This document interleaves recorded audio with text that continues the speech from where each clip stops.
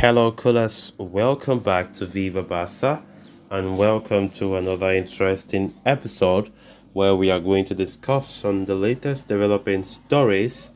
We start with Ilkay Gundogan as the Barcelona stars are reportedly surprised by midfielder Ilkay Gundogan's comments after El Clasico loss on Saturday. We are going to discuss on that as we move ahead.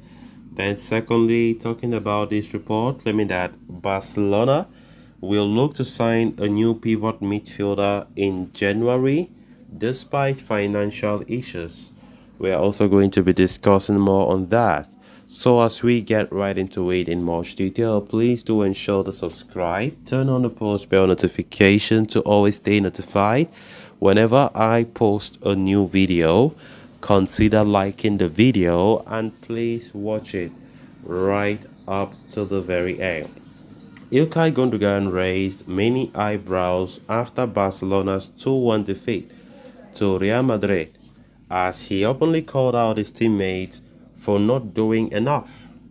The German international was brutally honest about how he witnessed a lack of remorse and reaction from his teammates after the defeat. He said, I would have liked to see more frustration and anger. There should be stronger feelings than this. I did not come here to lose these type of games. Ilkay Gundogan further added that if Barcelona continue to approach matches in this manner, then Real Madrid and even Girona will easily run away with the title. Ilkay Gundogan's open criticism of his Barcelona teammates came as a shock to many, but it appears the club have taken it rather well. As pointed out by Helena Condes, the players were surprised by his comments because they are not accustomed to someone calling out and criticizing them in such a manner in public, but they have taken Gundogan's comments on a positive note. Of course, knowing Barcelona were indeed lacking that sort of mentality for a while now. So, Fernando Polo, meanwhile, noted that Gundogan's comments were well received from the technical staff as well. The German international, after all, is considered a winner and a player with enough stature to be able to raise his voice against the team.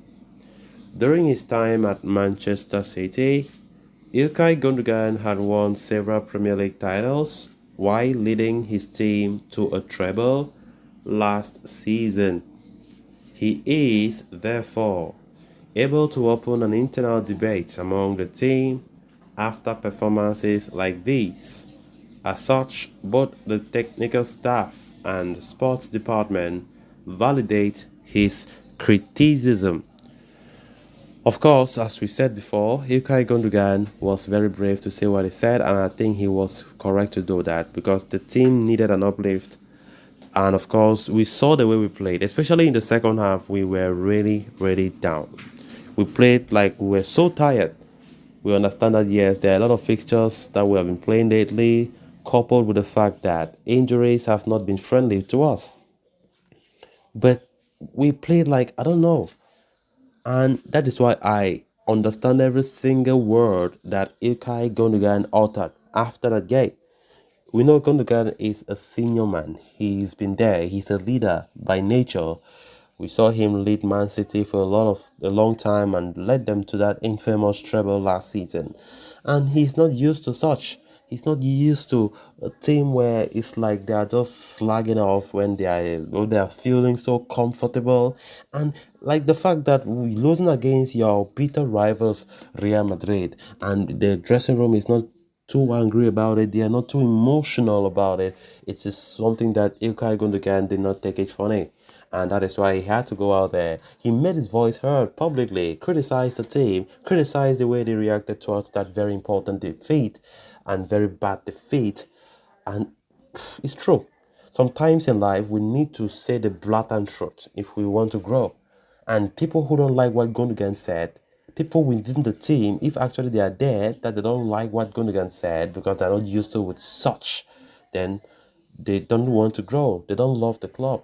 Because I, as a fan, I will say the bitter truth about my team. I don't care to say because I love Barca, I'll go out there and pretend that Barca are the best team in the world right now, which of course they are not even near the best. We still have a long way to go. We can't keep fooling ourselves.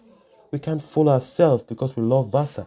If you love it, then you say the bitter truth. They say the truth is bitter, but you say it if you want your club to grow. Because we learn from criticism. If there's somebody out there who thinks self-criticism is not good, then to hell with them. We need to do that. And I think Gundogan was very brave, and I think I love the fact that he said those things after that dirty defeat against Real Madrid. Now we are, I think, 4 points below them and about 5 or 6 points below Girona, who are leading the table. Where are we going to? Are we going to return our trophy? Are we? We need to. We need to do it. We can't cope. Champions League, not many Barca fans out there are counting us to win the Champions League. Let's be realistic. Copa del Rey, I don't know. And we don't want to say we are winning, we have to at least win a silverware because it's going to be a very dirty disappointment. Then on to the final story of discussion. With the January transfer window inching closer, Barcelona are working in overdrive to resolve their financial situation to some extent so that they have some room to maneuver. The priority of the winter is to register Vitor Roque, with Xavi eager to have the Brazilian in the squad as backup for Robert Lewandowski. However, at the same time, even though it will pose a challenge on the economic front, journalist Yori Cedero is reporting that Barcelona will look to sign a new pivot midfielder in the January window.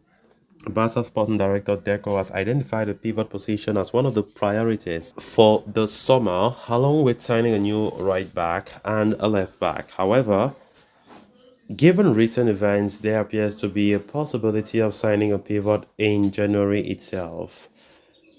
This past Saturday, if when Javi Hernandez named his starting lineup for Barcelona's game against Real Madrid, he opted to bench Oriol Romeo. The manager opted to go with the double pivot of Ilkay Gundogan and Gavi instead of starting the summer signing brought in to replace Sergio Busquets in the biggest game of the season so far. Romeo did come on in the second half of the match, but was culpable in part of Real Madrid's winner as he did not track Jude Bellingham's run into the box. The Spaniard's form has taken a hit after a strong start to the season, and there is no natural backup for him in the first team squad at the moment. Xavi has tried a variety of options, including giving minutes to young Marc Casado against Shakhtar Donetsk, but it appears that a new pivot could be signed in January. So guys, with that, we have come to an end of this episode. Thanks a lot for watching. Until next time, bye bye.